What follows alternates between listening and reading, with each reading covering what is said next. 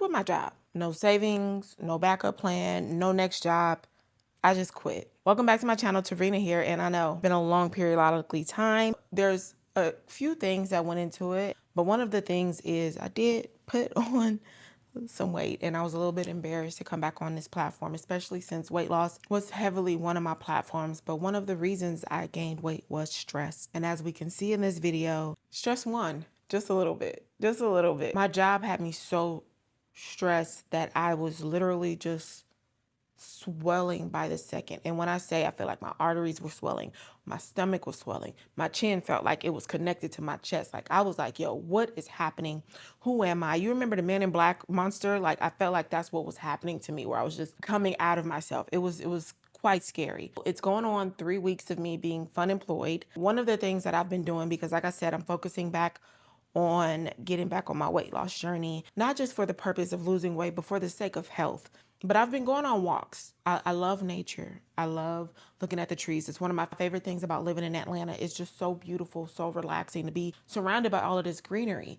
And it was so nice to finally have the brain space to look and to have new thoughts, as opposed to running through old thoughts and decisions and to-do lists and all of the ways I can be productive.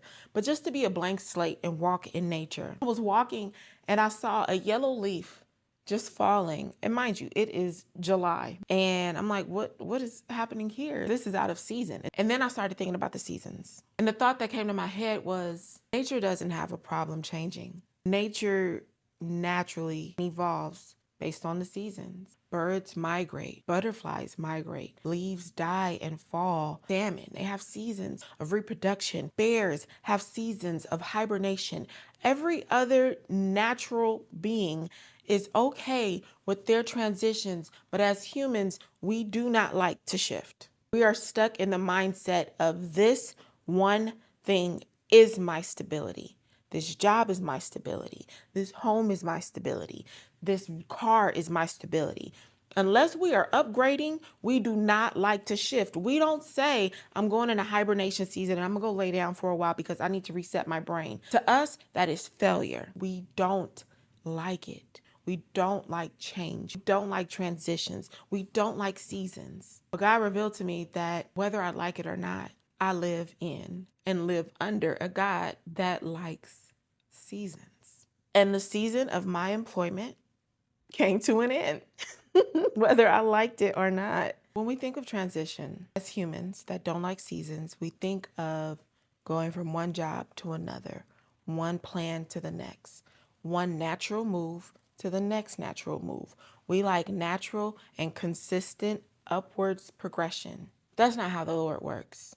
And as humans that are serving under God, we are called to be natural beings that sees the natural world, but trust in a supernatural God. That's not easy. The way that God does transitions actually kind of suck. I'll be honest, baby, I didn't want a ram in the bush. I want slow upward progression. I don't want a bush on fire that's not consumed. I want slow upwards progression. I don't want to have a spear hurled at me in order for me to go into the wilderness. If I'm honest, I don't want the wilderness at all. Yet and still, here I am. The blessed thing about my separation was that God was all up and through it. And because of that, I have a firm foundation. I have a constant hope. No matter where this leads, I will be led and I will be kept. I was on the downward spiral. Felt like I was one decision away from literally having a heart attack. If I'm honest, there were actually moments when I thought I was having a heart attack. I would feel the arm pain. I would feel chest pain. And I'm like, I don't have time for this. But I was so involved in the day-to-day nitty-gritty hustle and go that I never even stopped to check on my health. And one day my job had a wellness event. They had a masseuse and they had people that stretched you out and like did all the stretches and stuff like that. Baby, I signed up for both because I needed them. The person stretching me was like, yo, are you okay? I was like, no, but you could still just stretch me, babes. Every stretch hurt. My body was so tense. My shoulders felt like they were up to my neck. And he was like, yo, you have like a knot. You have knots here. And he moved to the other side. And he was like, oh no, it's knots on both. And I'm like, oh, okay. Well, there's nothing I could do about that. So he's just worked out as much as he could. Then I went to the masseuse right after. And she was like, do you feel like tingling shooting down your arms? I'm like, yeah, I do. She's like, oh, does your hand go numb? I'm like, yeah, totally normal, right? She was like, yeah, you have pinched nerves.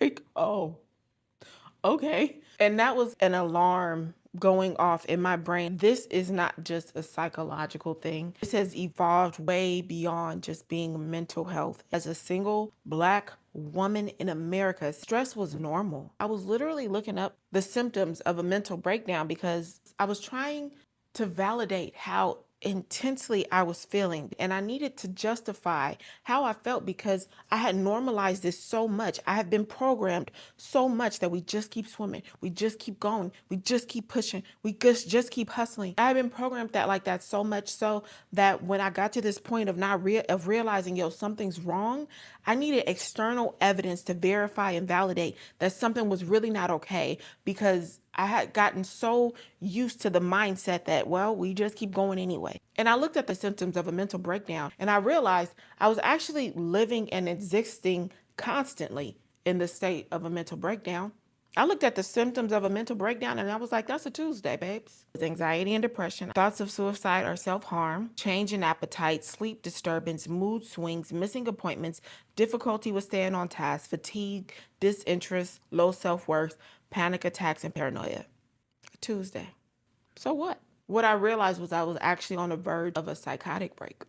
We think psychotic and we think drastic hallucinations, but you don't have to have all of the symptoms of a psychotic break in order to have an actual psychotic break. Some of the symptoms: muddled thinking, a decline in academic or job performance, suicidal ideations, hallucinations, I didn't have those, lack of self-care, a decline in personal hygiene, paranoia, withdrawal, isolation, strange ideas and feelings and lack of emotion, no awareness of surroundings, dissociation from reality. Babes, I was there.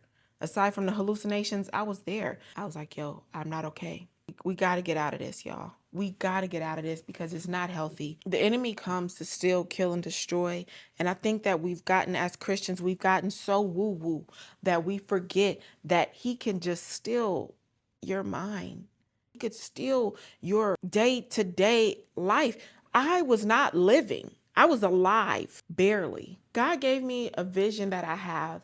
And I like to listen and watch these videos when I'm reading my Bible, and they always calm me down because I need something to slow me down. So I'll put on like my calming music to remind my brain to be present while I try to spend time with God. And the images that they have are always so peaceful. I want to produce that in life. What I saw which is basically like these beautiful views, sitting on a porch, drinking coffee and spending time with God. That's what I do in this space, but I want to be able to do it in life. I call it my peaceful place. And God had a moment with me and he was like, going the way that we're going right now, Tarina, could you get to your peaceful place? And I had to realize financially, yeah, I could get a house next year.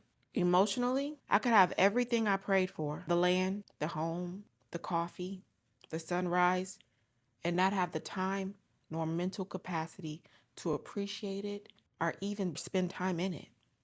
That porch would collect dust like my patio is now. That Bible time would be non-existent like my Bible time was then. I did not have peace. I did not have joy. I did not even have God because I didn't have time to spend with him. And I had to really sit and think, is this the life that Jesus died for me to live? Is this the life that Jesus, my Savior, went on a cross for me to live so Tarina could get that report in on Tuesday? I couldn't do it. I couldn't do it. And God was good. And God was faithful. And he rescued me from that job. I thought it was just going to be a temporary pause to renew my mind. I thought it was just a quick Psalms 23 verse 2 session where it's just like, oh, I'm just going to lay beside these still waters for just a moment. He said, actually, we're on a go. There's more details because there are tons of ways that God just showed up time after time after time after time to show me it's time to go. So I just want to ask you guys, what season are you in? Are you living the life that Jesus died for? Is the enemy using the hustle to steal you from your peace, from your joy? Are you living a life where you even have the bandwidth to be grateful? Do you have the time to thank God for anything today? When's the last time you thanked him for anything besides your fast food meal that you had to eat because you didn't have time to cook? When's the last time that you enjoyed your life? I know we think that the hustle and bustle keeps us going. I know we think that these checks keep us alive. We are dying. We're dying. The Lord is our source. He can provide other resources. He gave ravens for Elijah. He put water out of a rock. We believe him or not? Can we believe in his supernatural enough to let go of our natural desires and step into the seasons that he aligned for us outside of time? There's more to come. If you have any questions, let me know and I'll get back to them as quickly as possible. More videos, there's more content. We will be talking about weight loss. We will be talking about lifestyle. There's a lot more coming. Thank you for being here. Thank you for being patient. I love you, and I will see you later. Bye.